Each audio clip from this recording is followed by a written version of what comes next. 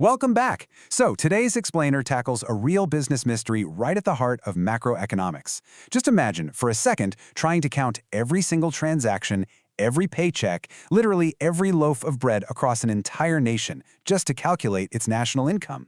I mean, it's a massive, monumental task. But the way it's actually done, it's absolutely brilliant. Okay, so picture this scenario.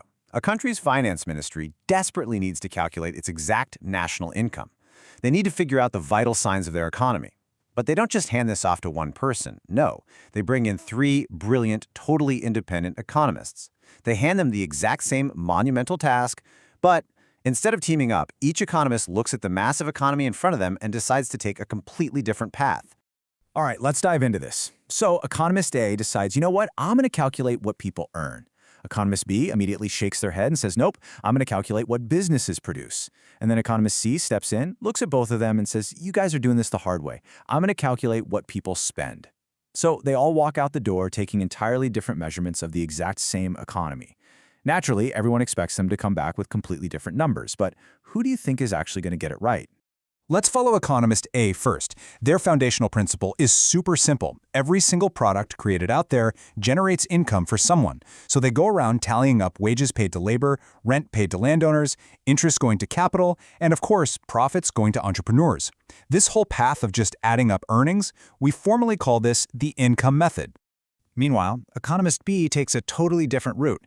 They're out visiting farms, touring factories, checking retail shops. But there's a huge danger economist B has to dodge here, and it's called double counting. Think about it. If you just add up the total sales of every single business, you're going to artificially inflate the size of the whole economy.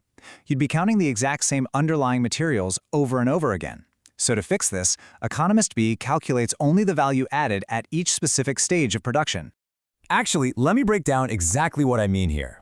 Say a farmer grows wheat and sells it for 10 rupees. Then a miller turns that wheat into flour and sells it for 15. Finally, the baker bakes bread and sells it for 20. If you just add up all those sales, you get a fake inflated total of 45 rupees. But the actual final product, the bread, is only worth 20, right? Economist B completely avoids this illusion by only counting the new value created at each step. And that, right there, is the value added method. And finally, we have economist C.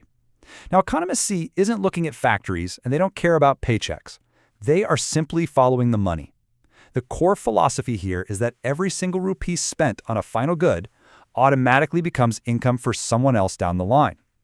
So they track total spending by families on consumption, businesses spending on investments, government spending on infrastructure, and the net spending by foreigners buying our exports. We call this the expenditure method. And this brilliantly illustrates all three of these textbook methods anchored right next to each other. It's like a giant puzzle coming together. You can see how the value-added method tracks the farmer and the sugar mill. Then the income method sums up those factor payments like wages and rent. And the expenditure method tracks consumption, investment, and exports. It's basically the ultimate macroeconomic dashboard, three totally separate lenses to view the exact same economy. So, the grand day finally arrives. The finance ministry calls all three economists back into the room to present their findings. Economist A opens their envelope, 100,000 rupees. Economist B opens theirs, 100,000 rupees. And economist C reveals theirs, exactly 100,000 rupees. No way, right? Three completely different approaches. I mean, they measured entirely different things. Incomes, production value, spending. Yet they arrived at the exact same identical number. I just want you to pause for a second and really think about this. How is that structurally possible? Well, it's not a glitch, and it's definitely not a coincidence. This reveals the deepest, most fundamental truth about how macroeconomics actually works. The secret lies in what's called the circular flow of income. You see, the economy isn't a straight line. It works like a giant continuous loop. When firms produce goods, they instantly generate income for the households that provided the labor and the capital. And when those households get that income, what do? Well, they go out and spend it. And when that expenditure happens, it signals the firms to start production all over again. So, here is the absolutely crucial takeaway. Production, income, and expenditure, they aren't three different things. They are literally just three different phases of the exact same economic circle. If you measure that circle at the production point, the income point, or the spending point, you are measuring the exact same flow. And that is exactly why all three economists, despite taking completely different paths, found the exact same national income. Now, if you've been following along with this story, you've actually just experienced a massive shortcut. In just the last few minutes, without opening a single thick, boring textbook, you've effortlessly picked up the most critical, high-weightage concepts in Class 12 National Income Accounting. The three methods, the trap of double counting, the components of expenditure. These are the exact concepts examiners love to test. And you know that light bulb moment you just had? That shift from, wow, this is confusing to, oh, that makes total sense? That is exactly the philosophy behind EconMaster. Look, most students struggle with economics not because they aren't smart, but because they're forced to memorize disconnected facts instead of understanding the real underlying story. EconMaster completely flips the script. It's all about mastering economics the way examiners actually test it, not through passive reading, but through active structural understanding. For example, we all know learning is really only half the battle. The real test is recalling it when you're under pressure. So EconMaster replaces endless, mind-numbing rereading with active recall practice. Real learning actually happens when your brain is forced to retrieve information. And their spaced repetition system makes sure you permanently lock these concepts in. It's a real game changer. And let's see how this builds into actual exam readiness. EconMaster doesn't just teach you.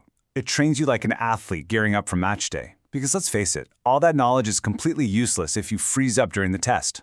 That's exactly why they feature timed CBSE quizzes that simulate real exam pressure. You practice spotting the examiner's traps, eliminating those tricky wrong options quickly, and making fast, accurate decisions when the clock is ticking.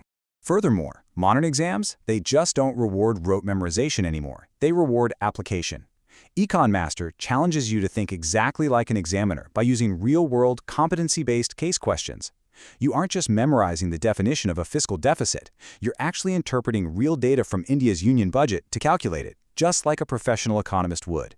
It beautifully bridges the gap between your textbook and the real world.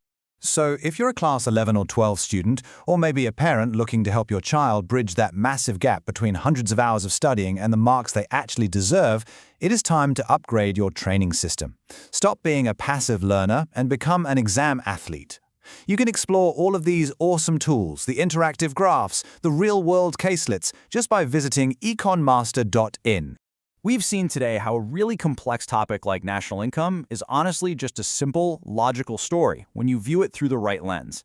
And the tools to truly understand these stories are right at your fingertips. So, I'm going to leave you with this final thought.